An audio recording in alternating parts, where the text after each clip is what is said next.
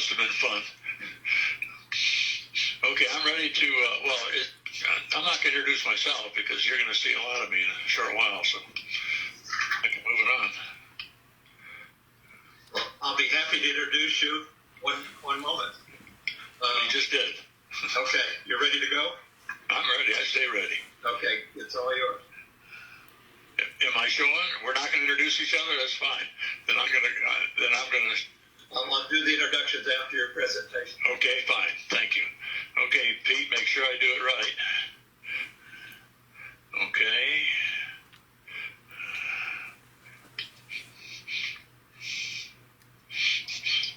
Okay, that looks like it's what I'm looking for. Yeah. Perfect. There we are. Okay. Well, you're all familiar with this one, but I got to tell you, with the weather that has been up north and down here, I know a lot of people have been, caught poorly on the street and in their house, but you cannot imagine what we suffered down here in Orange County. I mean, South Orange County. It was a nightmare. But we did clean it up. And this is about what we're going to talk about for the next few minutes.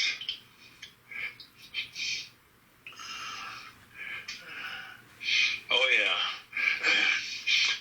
This is the mascot of the air defense community back in the 50s and 60s.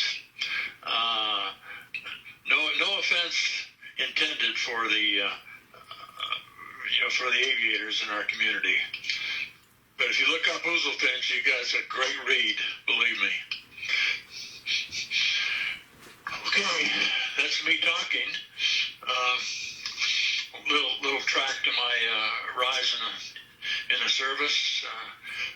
The OCS was what I would refer to as it was Lawton. See, I had it written down here. Oh yeah, Fort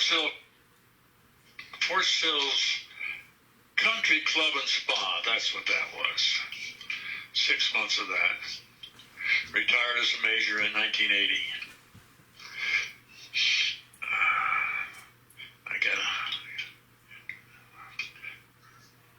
There we are. Now, you can see the little bunny as my training buddy, and I'm just showing off with the weapon. But I did do 1 year of ROTC at University of Detroit, my freshman year, and it was Army ROTC, and I was very impressed with that, and that's primarily why I joined the Army. But I'm going to show you a next picture, and if I'd have seen this picture back then in 57, I might have had other feelings as what service I should have joined. And I'm thinking the Air Force was probably the one I should have selected. And moving right along, this is a school that I actually attended at Fort Bliss in El Paso, Nike Ajax, and then Nike Hercules. So I did 44 weeks here and 14 weeks at Nike Hercules school. And then they added another 8 weeks for another system. And I was essentially responsible for all this that you see down here. This is called the Integrated Fire Control, the IFC area. And exactly 1 kilometer downrange is the launching area. And the reason it's a kilometer downrange is because the missile tracking radar right here, its gimbals couldn't move fast enough if it had to. If it had to reach up like that as it took off, that's the minimum distance it could be, is 1 kilometer. And I did that for 2.5 years out of White Sands. And we'll talk a little bit about that. I want to bring your attention to this little bubble right here. This is where the booster separates, and the booster starts to fall back down to the ground. That's going to come up as a real political sore point when we install the Nike Hercules in Chicago. The acquisition radar goes out to 120 miles and picks up a target and transfers it to the target tracking radar through the computer network, which is in here. And I'm going to show you the inside physically of that computer. And I want you to think about it, because all you have to do is hold your cell phone in your hand, and all the power you have in that cell phone is going to be buried in these 4 cabinets. The missile tracking radar obviously tracks the missile to an intercept point, which is predicted by the computer inside the battery control van. And that's what this is. This is a target tracking van. EAR elevation, azimuth, and range. And it's all automatic. Once it's set to auto, this all takes place and is plotted on this board down here. And you can see the impact. So remember about this little bubble. It's going to show up later. This is me sitting there with a dummy. And, oh, this is the dummy back here, this one. And I just opened up a cabinet and show you a few wires. But I'm going to go now into the actual cabinet itself of the computer. And there it is. When I present this to the kids in high school, they have no idea what a vacuum tube is. They're just too young to know what that is. Even if they look it up, they still don't know what they're looking at. And I'm not a bit surprised. But there's 384 of these things, and they're called DC amplifiers. And they are the computer that solves that three-dimensional trigonometry, which creates the predictiveness point and also sends guidance steering commands to the missile while it's in flight. The explosion, the actual impact or exploding warhead is done by lack of guidance. As soon as the guidance is turned off, within 2 seconds, the warhead's going to explode, and that's how the explosion system is set up. This is the back of it, which I would frequent in order to diagnose, usually using a multimeter and some other kind of device. But sometimes I get kind of carried away and forget where I'm at. Whoops, yeah, there it is. And at 500 volts, I'm surprised my tongue didn't come out to my shoes. These are the big guns I was raised on. Nike Hercules, 100-mile range, Hawk, 30-mile range, Patriot, 100-mile range, and travels at Mach 5. And this is a 155 howitzer, and it fires an Excalibur round with extended range at 40 miles with a 6-meter CEP, circular air probability. In other words, it can go 40 miles and come within 6 meters of the ground target, because what happens is it turns into a missile. Now it's a guided device, self-guided, and it dives vertically into the target area. So it was designed so a missile could reduce collateral damage by just going behind the building and taking out the hiding bad guys, and the building will still stand. This, by the way, is I think 3,700 miles an hour. Here we go, how we defended the United States during the Cold War. And we're all familiar with this, I'm sure. We all did this in our lifetime, to duck and cover. These kids are ducking and covering because they're afraid of an atomic bomb. Like, that's really going to prevent them from burning up. But nonetheless, they did this and were trained for this because of these two ginormous aircraft right here. The thing about these is that they can make land in the U.S. from Russia, drop a nuclear bomb and turn back all on one tank of gas. This one's propeller driven. This one is jet, and they both have around 9,300 miles of range. And in the early 50s, these existed. This is a map of nuclear targets in the U.S., and it was unclassified many, many years ago. But nonetheless, you can pick out where you lived or where your family lived or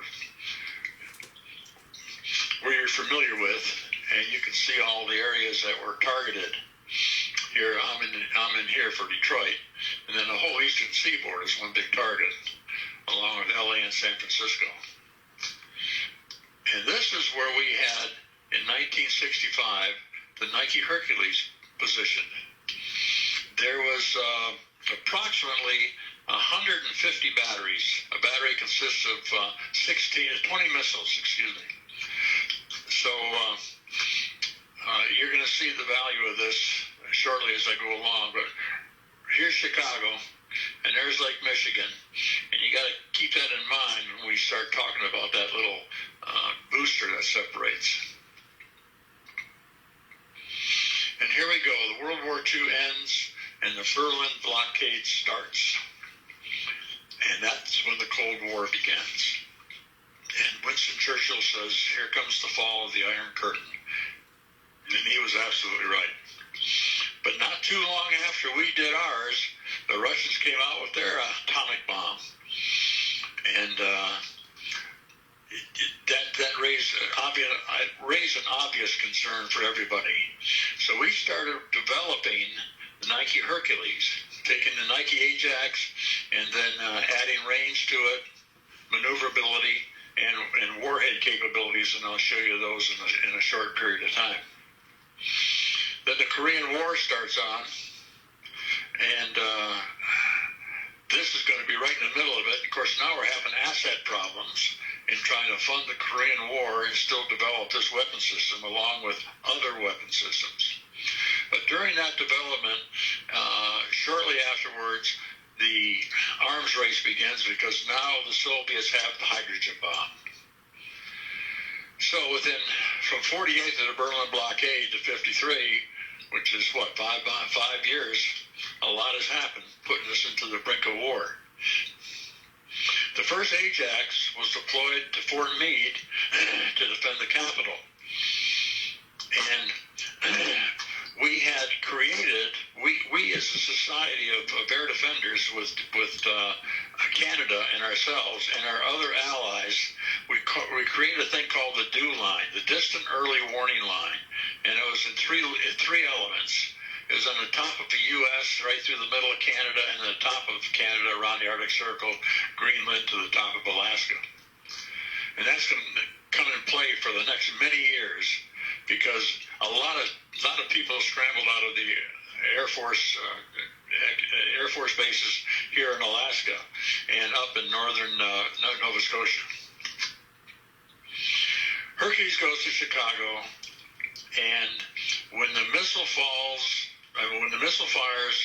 the booster is going to go into Lake Michigan. Well, and here's where the problem was. It created an expression called NIY.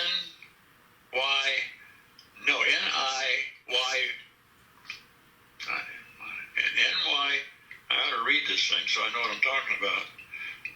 Not in my backyard. Let me go right straight to the acronym. And what they did is the citizens of Chicago were in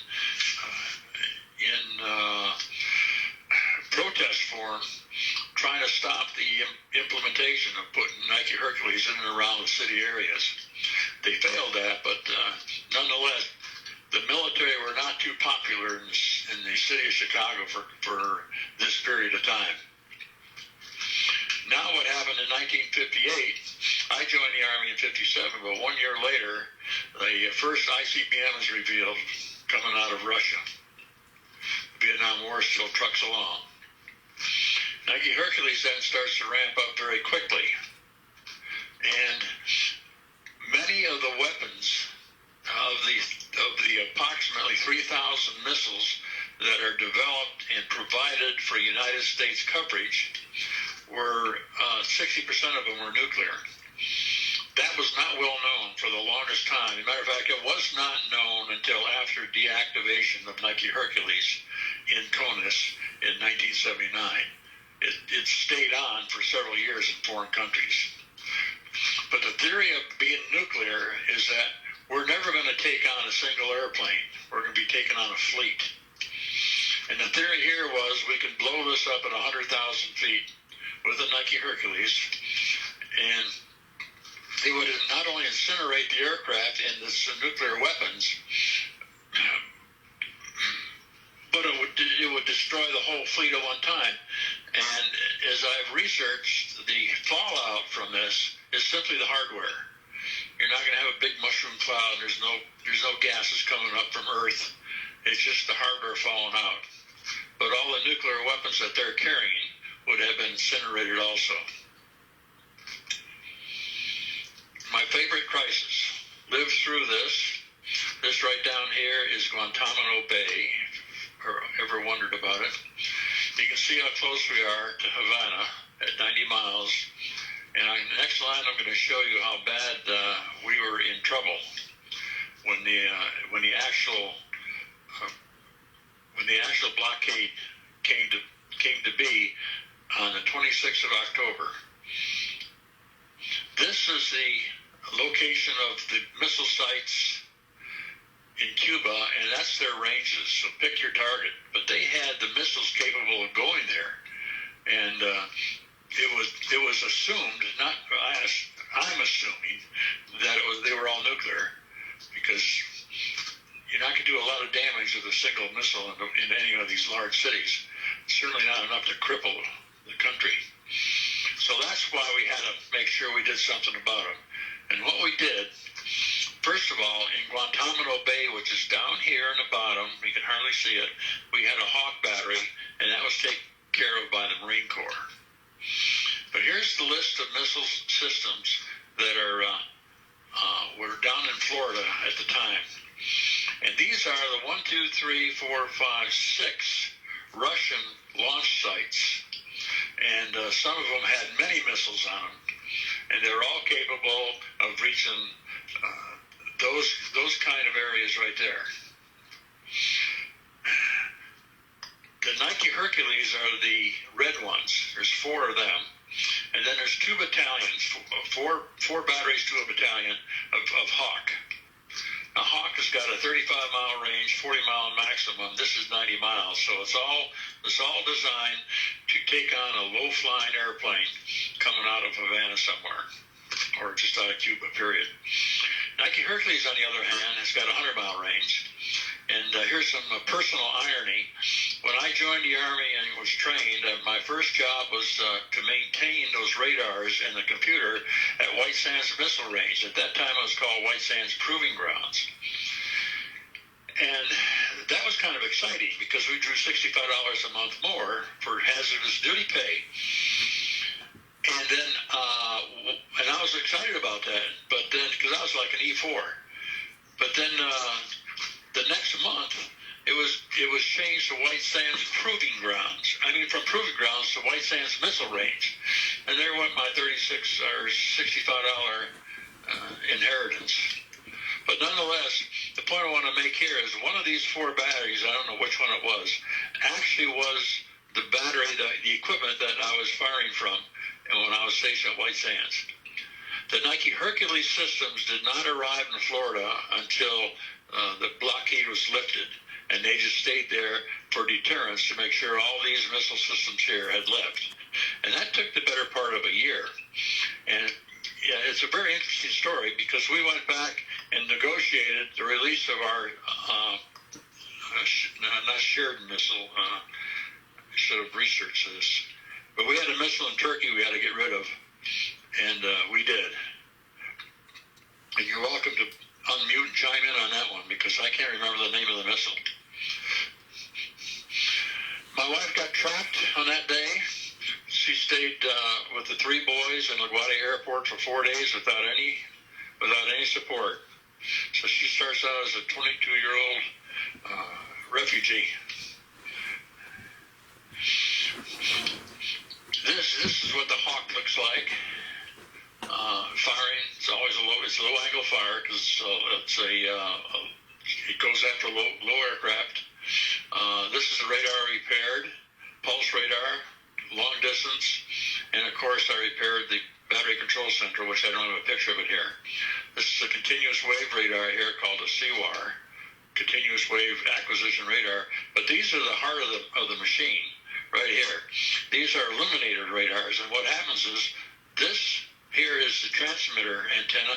This is the receiver. And as the transmitter is bounced off an aircraft, this guy homes in on it. The Hawk is called homing all-the-way launcher, all-the-way killer. And if they jam it, then it just follows the jamming signal. So it's a pretty lethal weapon. And this is Guantanamo Bay from an aerial view, where the Marine Corps had theirs. I added this Vietnam one here. If you can see this, these were the Hawk units that were in country when I went in country in 1969. These guys are, some of them are commanded by a major, and they had no use for an air defense captain. That's how I ended up in the 25th. But they were stationed here, one in Da Nang, one in Chulai, one in Cam Ranh Bay, one in Benoit, and this one was never manned. They started to develop its site engineeringly. I mean, they started digging the dirt around for it, and that was in Tansanut, but they never processed a missile system there. And the Hawk missile has never been fired in anger by the United States. It has been fired in anger by other countries that have the system, one of which is currently Iran and Israel. When I went over to Germany in 1962, I was stationed down here in a little city called Garmisch, and we could watch during this crisis.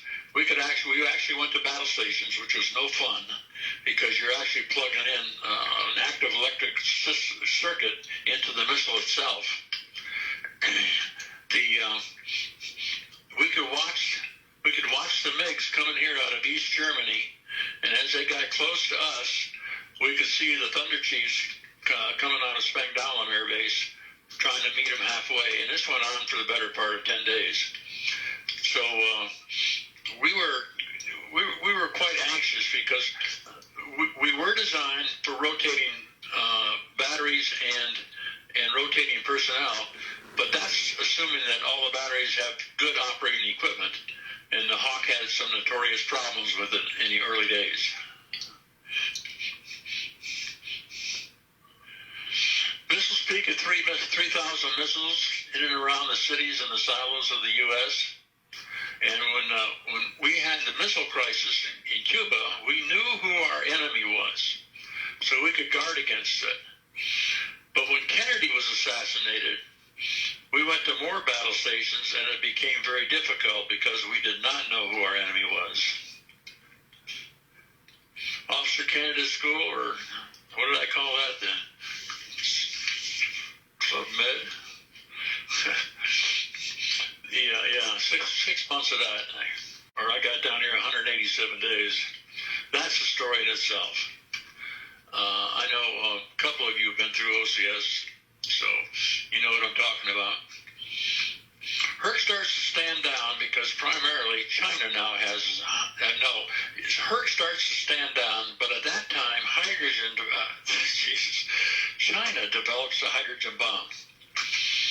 But what caused HERC to start standing down is that it was discovered that the Soviets now has a 7,500 mile an hour,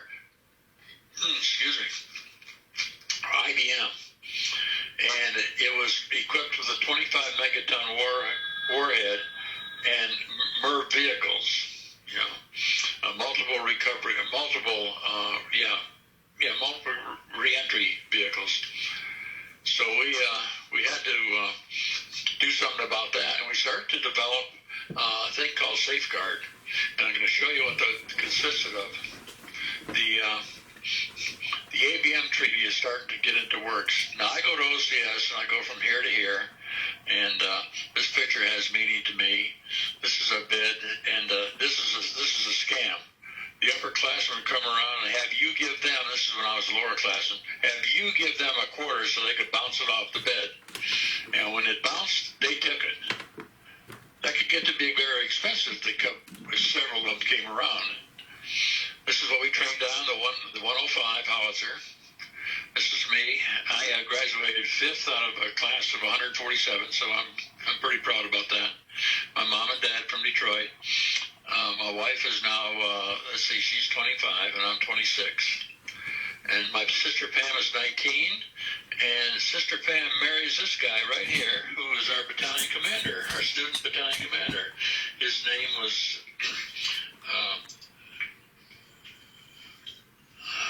Custer, Bob Custer, and he was related to the Custer lineage. We never did find out how far down. This is marching to the mess. This is very typical of how you get messed 3 times a day. Whoops, wrong way. Significantly, if you pay attention, there's something seriously wrong with this picture.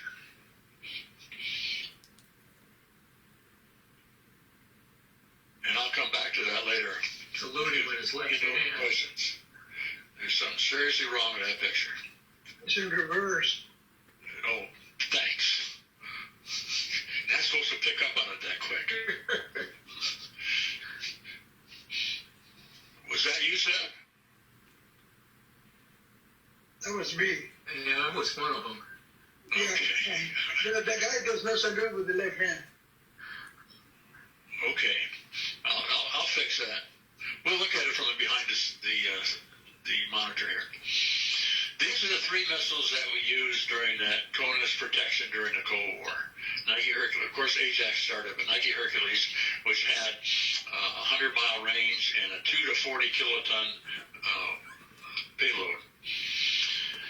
There was a Zeus that was used to see if it could go further with a bigger payload, and it turned out to be uneconomical. So they stepped right over to start building Spartan, who was a 460-mile range and 8.6 Mach, and it carried a 5 megaton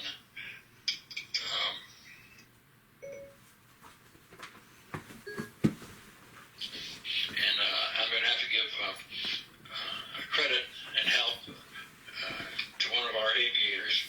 This Sprint missile is a Mach 10. That's 7,500 miles an hour out the tube. And it has only a 25-mile range. And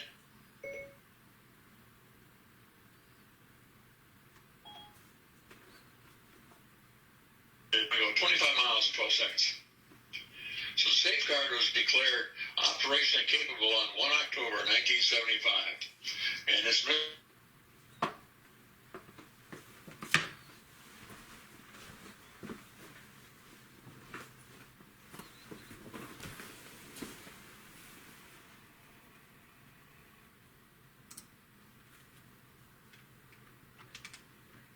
or some combination of that to be a battery. I have to thank Gary. I don't know if he's here. I'd like to think he is. But he's the one that solved my math problem for the Spirit missile. I could not figure out how to change the feet per second to miles per hour to inches per square and speed of light, everything else. But he did it for me, and that's how I found out that it traveled 25 miles in 12 seconds. That's certainly faster than my Porsche. Here's a little bit of recurring events in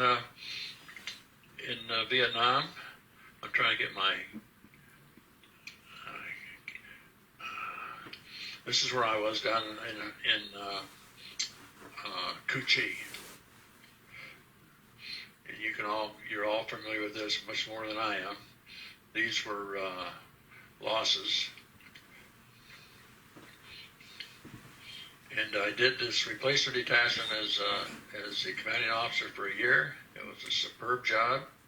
I'm not going to maybe try to read this, but I was very, very proud of that. Here's a Christmas Day in the Cu Chi, the 25th Division, Bob Hope. And behind him is Miss World. And behind that, she was being carried by a Jeep with nobody in the back seat. So I climbed in the back seat and then quickly unclimbed from the back seat. I didn't know they'd take that so serious, damn MPs, but they pulled me back out. But I did get to see a little bit of the show. It was very, very, I'm trying to remember who the girl was. I want to say Anne Margaret, and it probably was at that time in '69.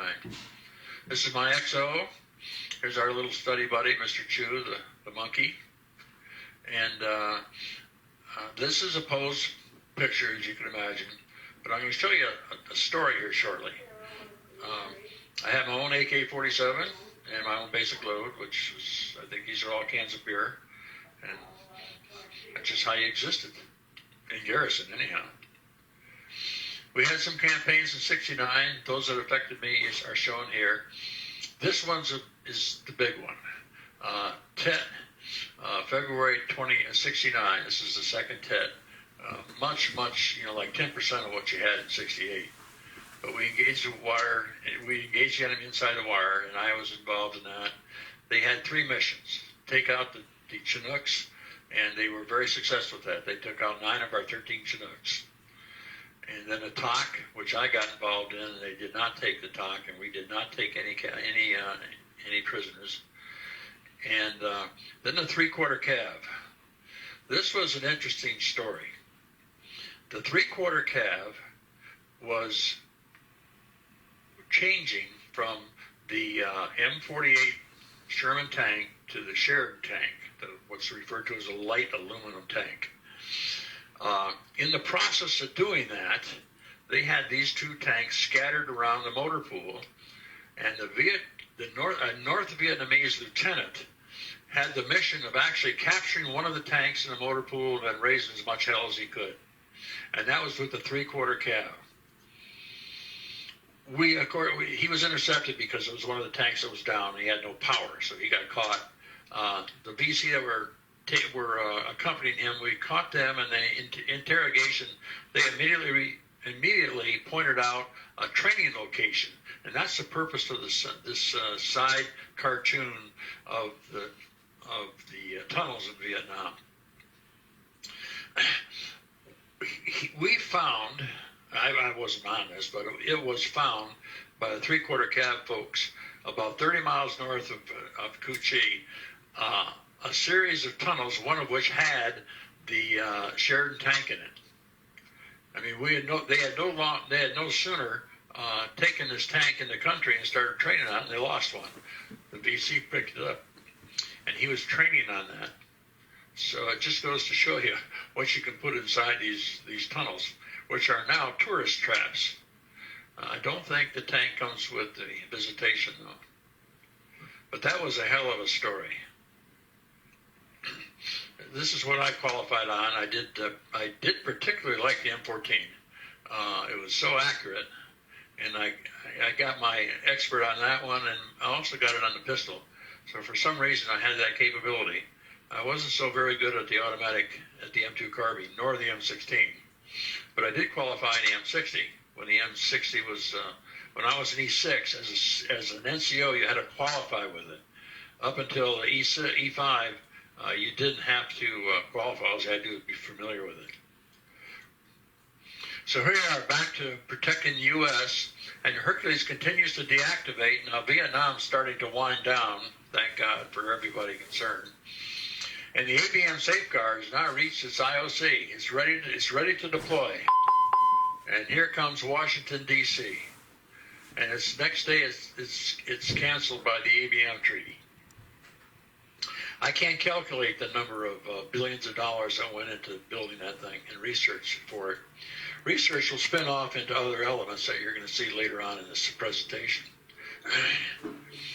The last HERC is activated or deactivated in Alaska, and even in 1979 when it was deactivated, it wasn't until about 1985 that all the Hercules units of the U.S., controlled by the United States, were decommissioned. And those 4 of those were in Germany. These are battalions. And I don't know how many were in Korea at the time. But this just goes to show you the insanity of arms race.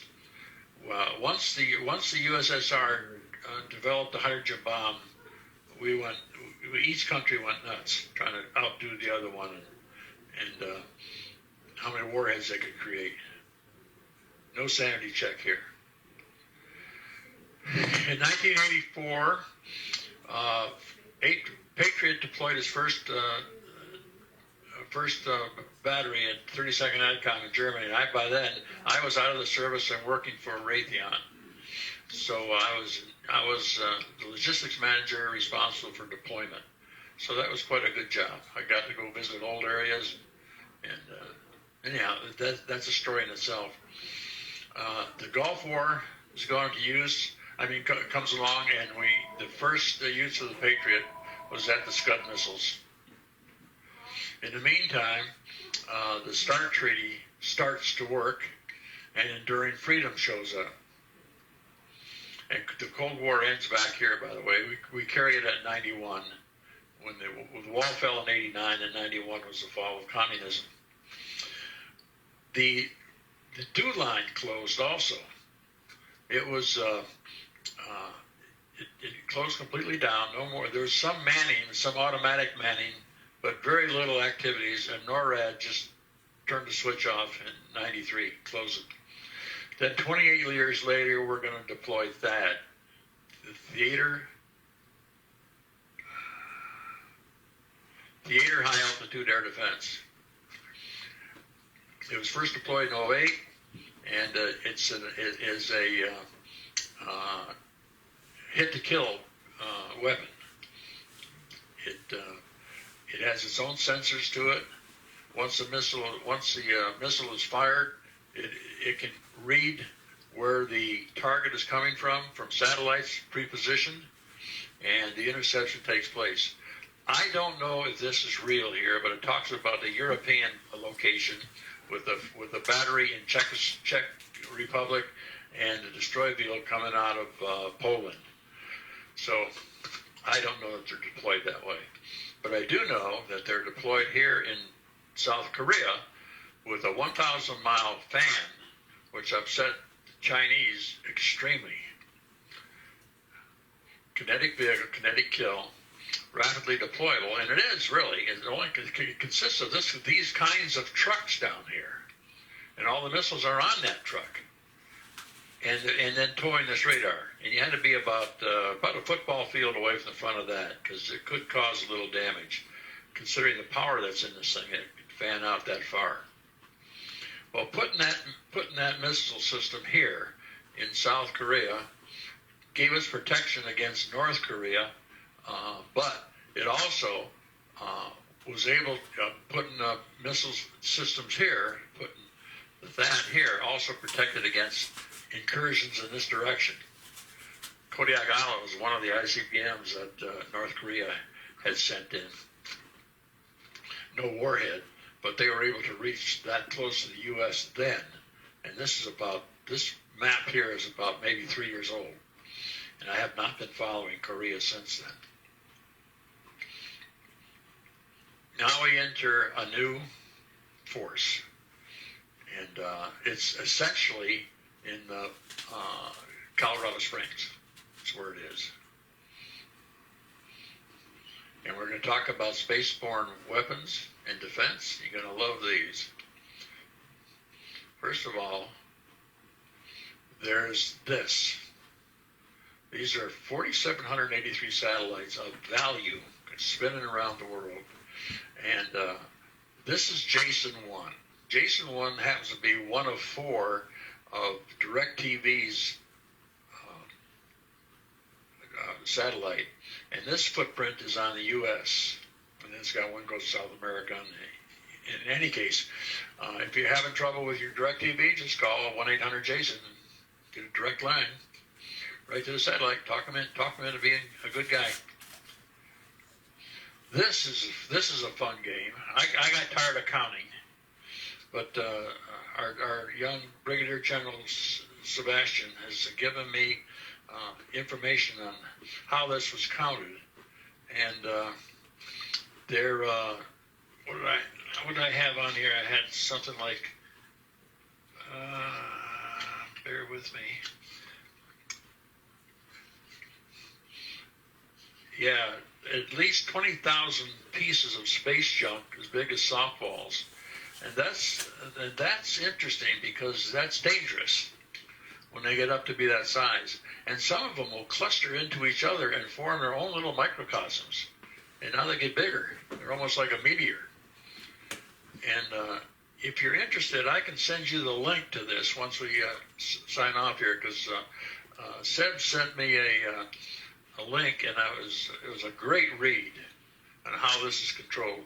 He controlled it to some extent while he was commander of LA Air Base, tracking these rascals. An artist's conception of internet of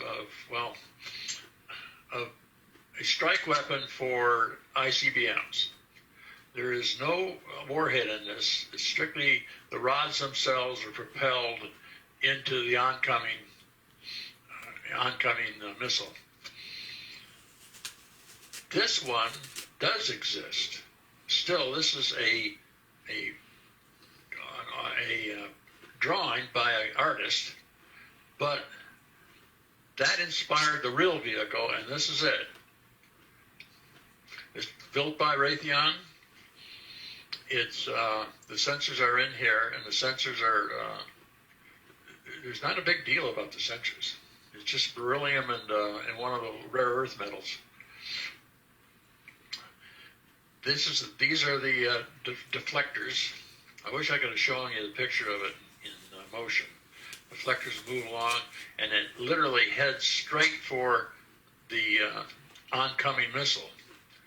This is expelled from the liftoff of two types of missiles. One is a long, tall missile that I don't have a name for, and the other one is the Navy's Aegis missile, which has been modified to carry this weapon, and I'll show you that in a second. Kwajalein fires off a test missile. It's a synthetic ICBM, no warhead. We fire from Vandenberg Air Force Base silos, 2 missiles. The EKV then intercepts this missile and destroys it simply by kinetic energy. This was done on the 6th of March a couple of years ago. Then, on the 20th of November last year, the destroyer USS John Finn comes out with an intercept missile itself, which is similar to the same missile that you just saw a picture of, but it's just a little smaller because the Aegis missile is smaller than the Vandenberg missile. And here is the test missile coming out of Kwajalein and releasing its missile system, and then just having the warhead go in exo-atmospheric, and it's intercepted.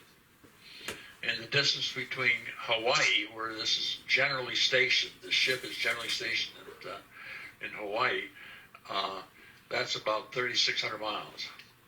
So it's 36 or 26. It almost doesn't really matter. 2,700 miles. And that's the end almost.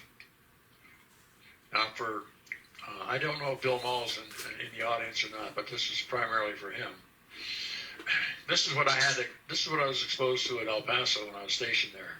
These are 4 rather large airplanes. The B-58 Hustler, some of you may be familiar with that, referred to as Grease Lightning, and the reason it was even built is because they wanted a fighter jet that could travel Mach 2, and this was the first and only one that could ever do it. And that became an oops problem, because now it flew so fast it couldn't really take on a ground support role. And when it did take on a ground support role, it was subject to stalling.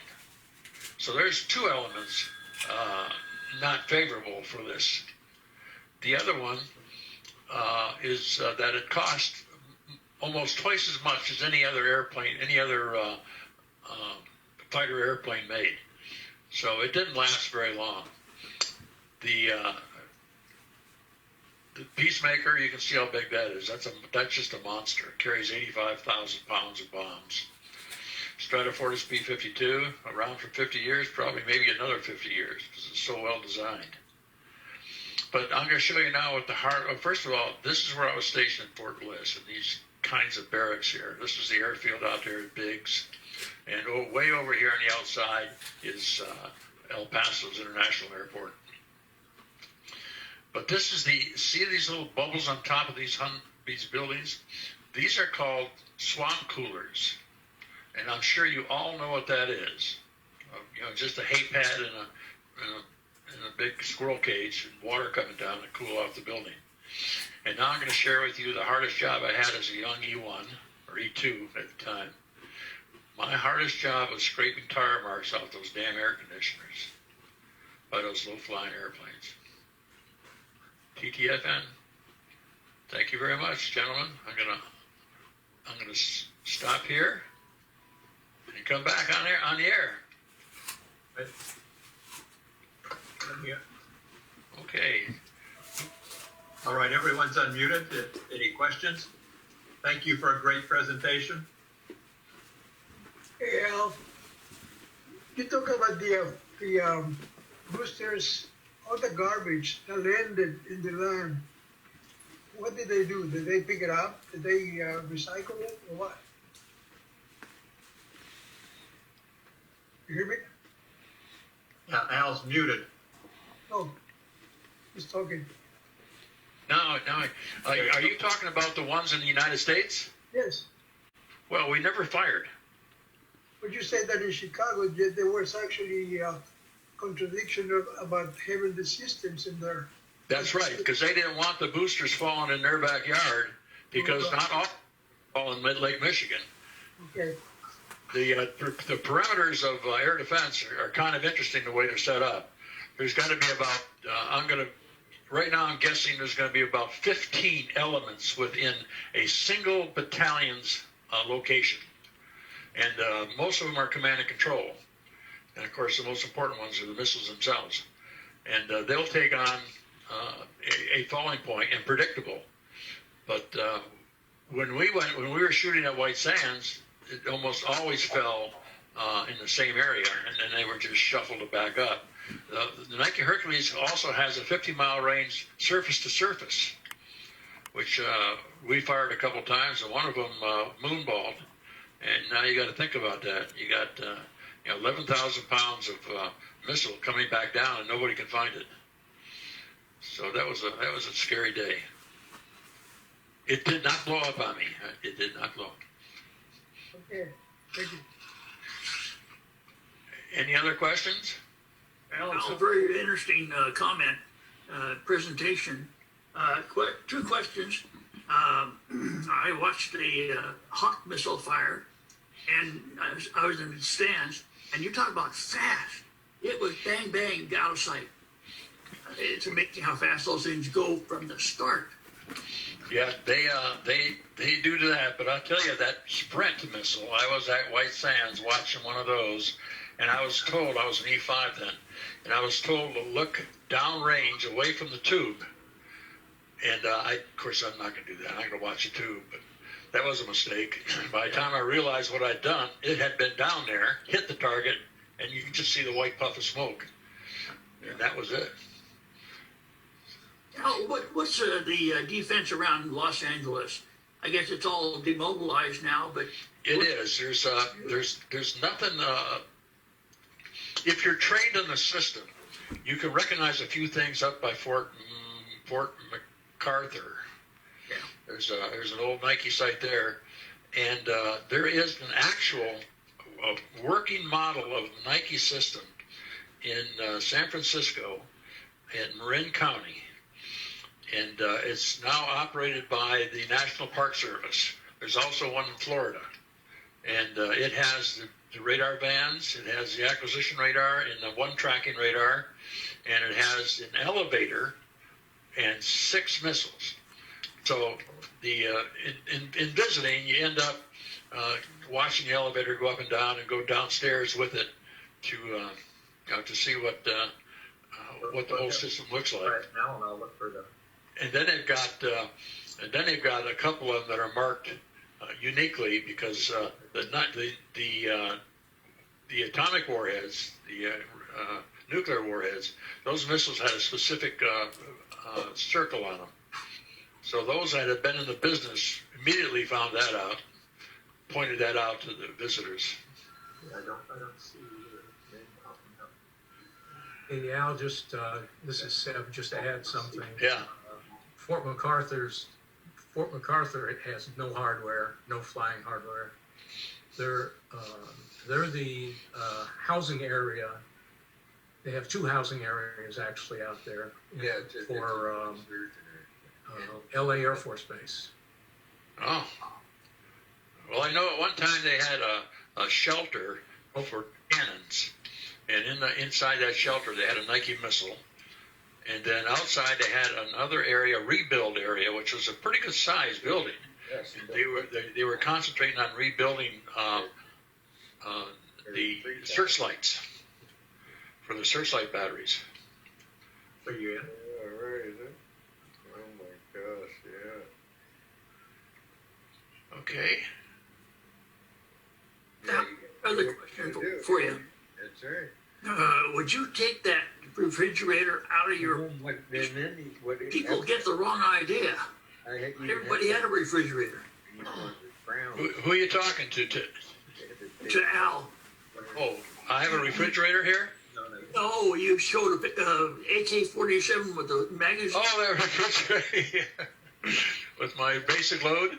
Yeah. I actually, when I first got in the company, I was there for 5 days, and I had nothing to do, so I went down to the rifle range, and I'm firing away, and I saw this 47 in what was about to be my room in my headquarters. So I took it with me down to the rifle range, and this lieutenant came up to me and says, "Captain," he says, "you can't shoot that here." And I didn't know why, because I had the ammo. He says, "Most of the kids that are on the range right now are coming out of the field. And in some cases, it's requalification, but in many cases, it's actually just something to do, some relaxation for them to shoot the gun without being shot back at." And he says, the AK-47 has got a very unique chatter. He says, "You don't want to create that chatter on a rifle range." Learned my lesson on that one. Al, Tom Gorley, you can. Hey, Captain. You can do that presentation over and over again. We'd still be learning things. Oh, thank you, sir. Minutes, yeah. I first, back in, this is 2021, I think it was back in 16, I got a call from a veterans group in Huntington Beach. And this guy just introduced himself as a member of BFW, and he says, "We would like you to come and give us a talk." And I didn't know who they were, what they wanted to hear about. And of course I accepted, and then I turned to my wife and said, "What the hell am I going to talk about?" She says, "Well, talk about what you know best." And I figured, well, that would be me, and that would be a little narcissistic, and they'd pick up on that real quick. But I do know the Nike Hercules system very well. And if you're interested in it, there's a, let's see if I can put this up where you can see it. It says missiles, let's see, what does it say? Rings of supersonic steel. This is where I get most of my information from. And all of this back here is where they're all stationed. And it defines them very nicely as to where they're at, the name of them when they're there, what kind of missiles were at the time. So, well, this is Frank. Hey, Frank. Yeah, so what are we doing now if we've dismantled all of these missile sites, and is it all based on our satellites and based on cyber warfare? They're talking about if we ever had another war, a lot of it would be cyber warfare, and that's why it's so important for this U.S. Space Force, so that we can begin to have some military influence in space. Well, I'll have to defer to my space general. Where'd you go? Yeah. Are you still here, Seb? There you are. You're muted, Seb. How's that? That's good. Okay. Well, we really don't have much up there. As far as I remember, just most of the air defense fighters, interceptors, are in Guard and Reserve units. The radars that we use are, if I recall correctly, are just about exclusively out of the FAA radars. So we depend on that for, tracking a bomber threat. And it just, coming out of even before the Cold War went away, the bomber threat had dropped quite a bit. It was all the ICBM threat that, held and kept the peace, you might say. I worked for a year and a half in Cheyenne Mountain, and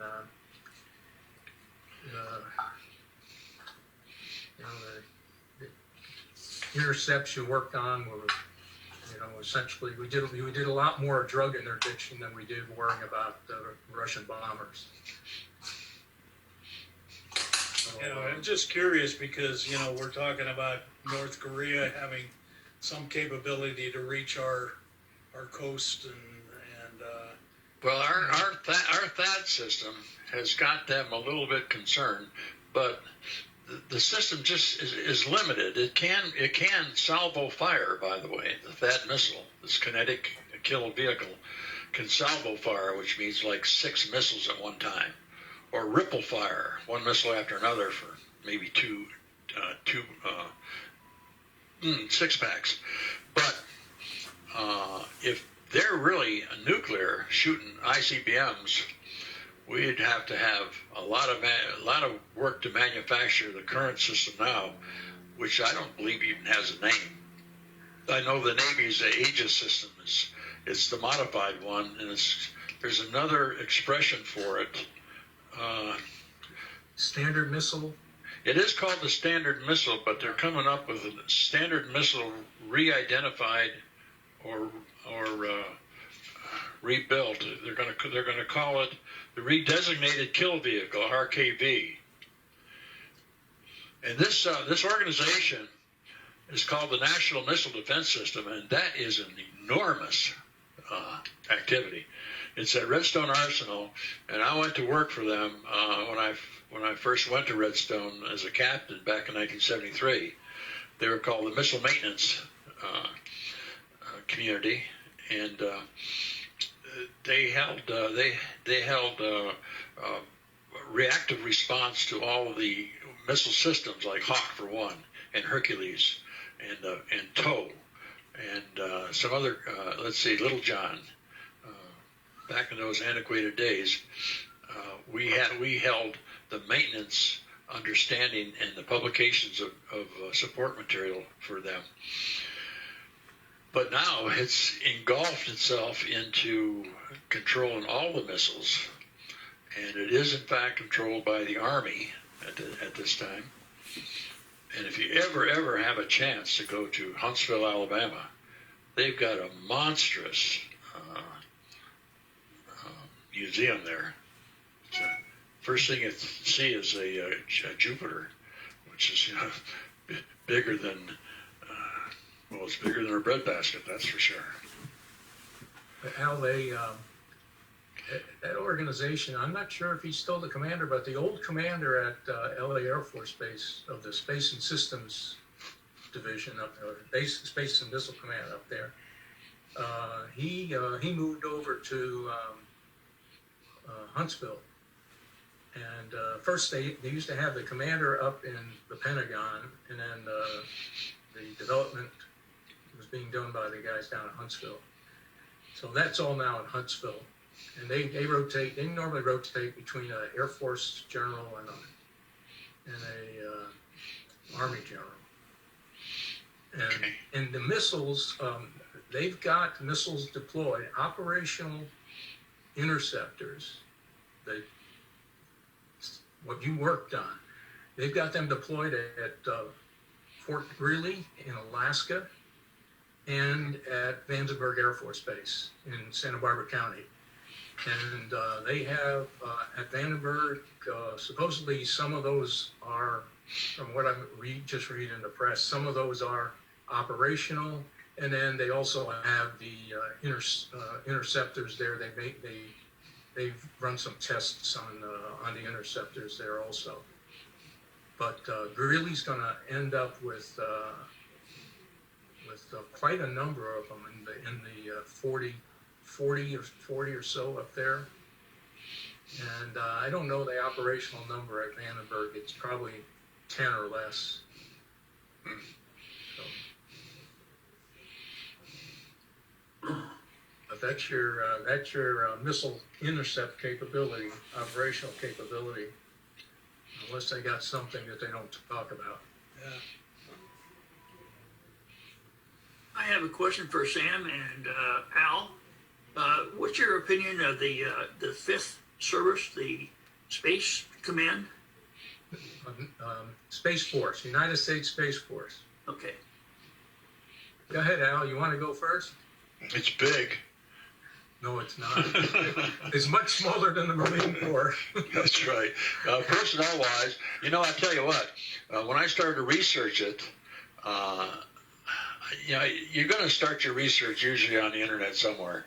And I couldn't tell the difference between the Space Force personnel and the personnel of the Space Force movie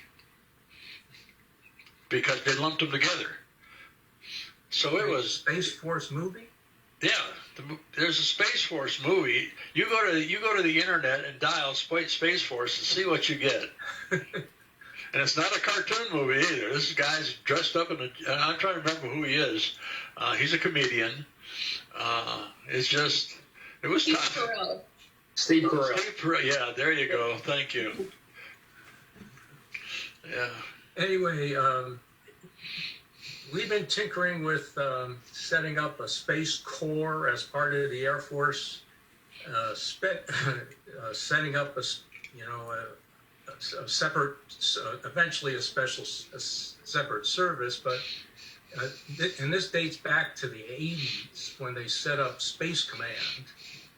And then we had Air Force Space Command, we had Army Space Command, we had Navy Space Command, we had U.S. Space Command, all at Colorado Springs, or most of that at Colorado Springs. I think the Army, for the most part, stayed in Huntsville.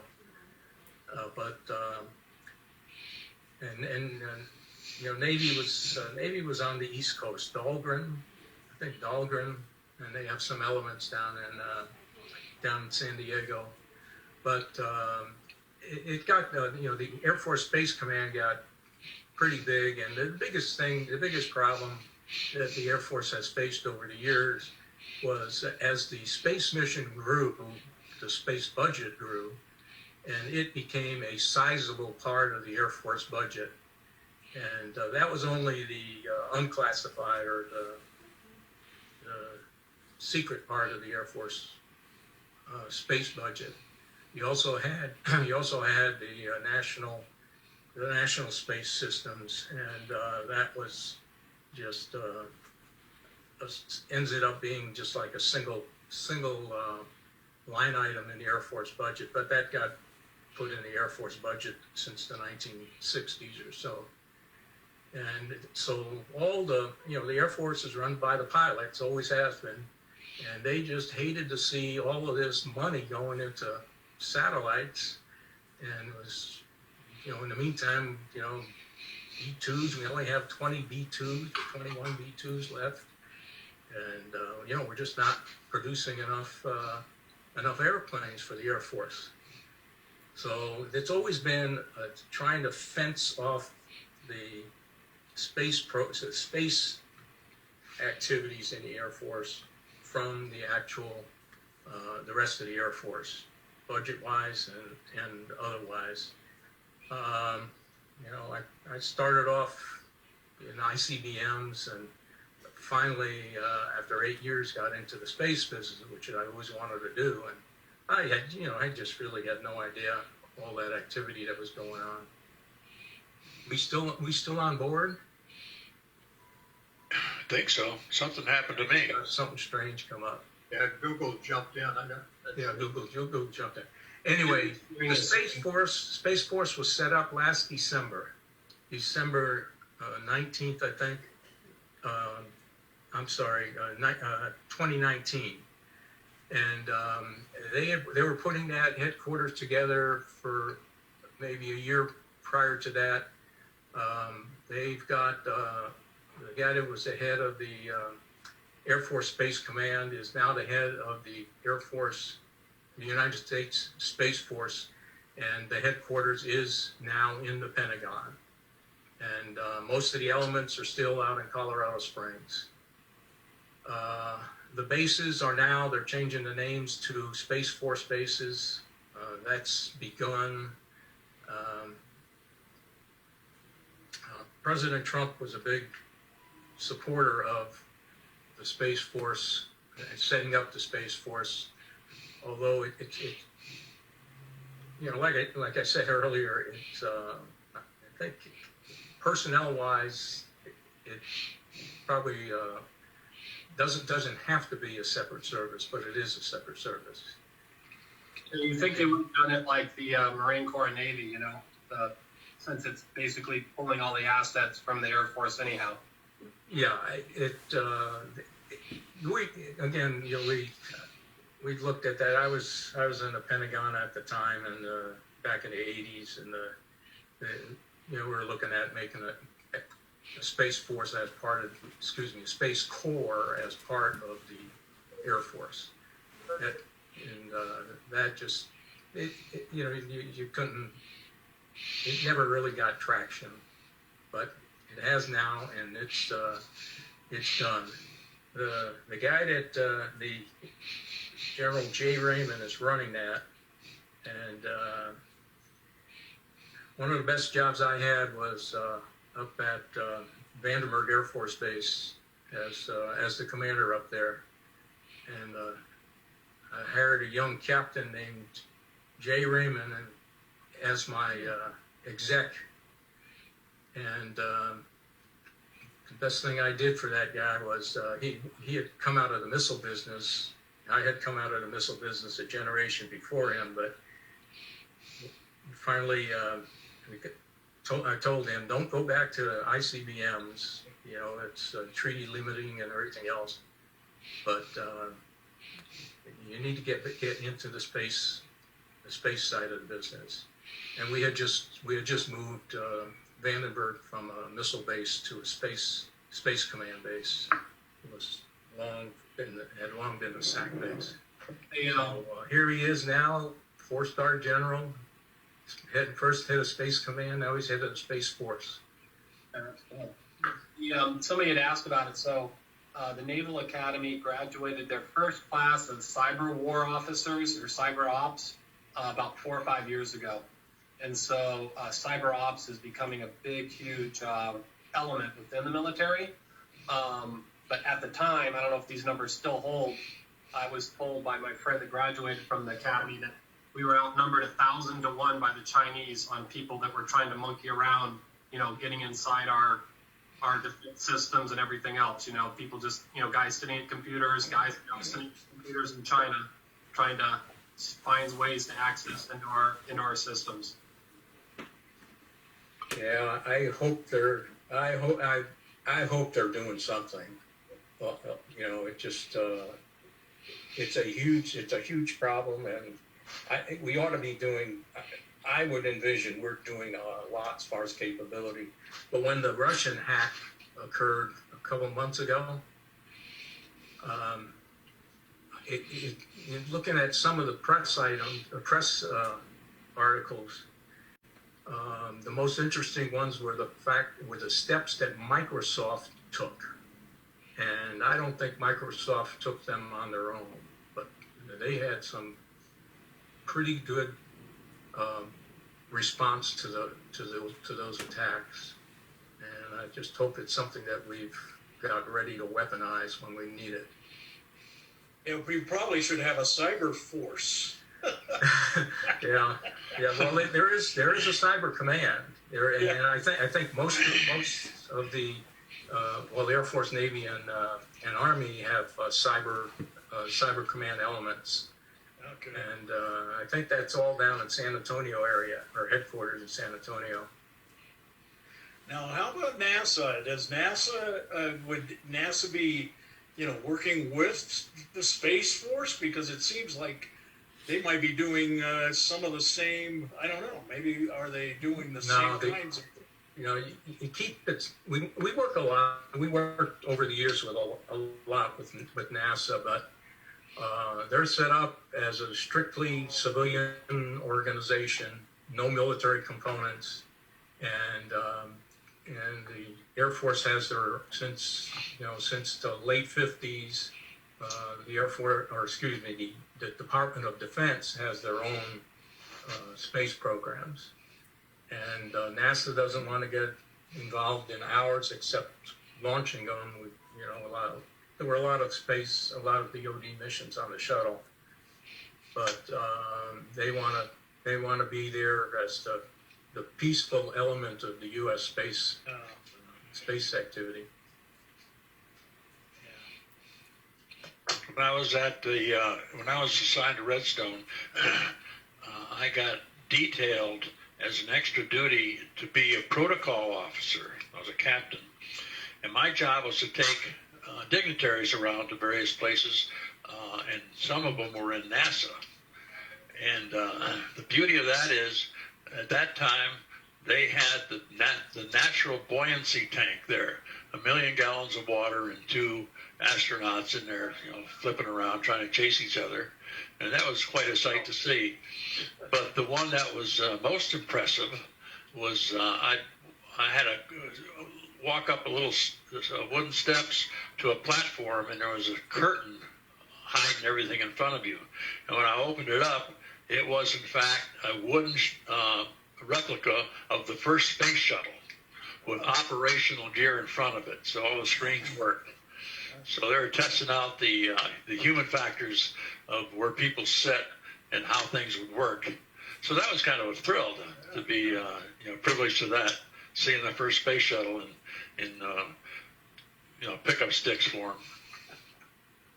them. Redstone played a big piece of big part in the development of the space program. I mean, they took the German V2, and that eventually ended up being the Redstone or the Jupiter. That was just they went from there, and then the Air Force got pretty heavily involved in the late 50s. All right, the hour's getting late. I appreciate the presentation. Do we have any question for Al? I've got 3 yeses and a maybe, so select the correct question. All right.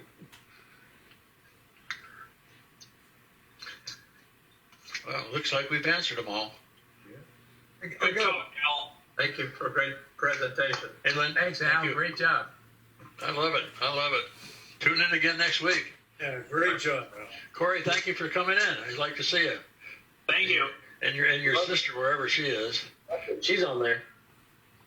All right. I thought. Oh, there she is. There's Tara. Yeah, we could have Tara introduce herself. We'll go to the women first. Oh.